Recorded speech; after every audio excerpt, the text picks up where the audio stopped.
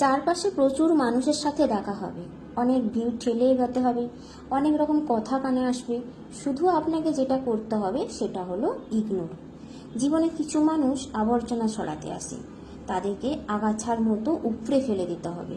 লাইফে আপনার বাউন্ডারি আপনাকেই তৈরি করতে হবে। নেগেটিভিটি যেখানে দেখবেন সেখান থেকেই দূরে সরিয়ে নিতে হবে নিজেকে। দেখবেন তাহলেই জীবনে সুন্দর। একটা কথা মাথায় রাখতে হবে, জীবন অনেক সুন্দর। আপনি যে জীবনটা বাঁচতে পারছেন সেটাও অনেক সুন্দর। শুধু মাঝে মধ্যে গজিয়ে ওঠা আগাছাগুলোকে মিটিয়ে ফেলতে হবে। সব কিছুর উত্তর দিতে নেই, আবার সব কিছুতে রিয়্যাক্টও করতে নেই।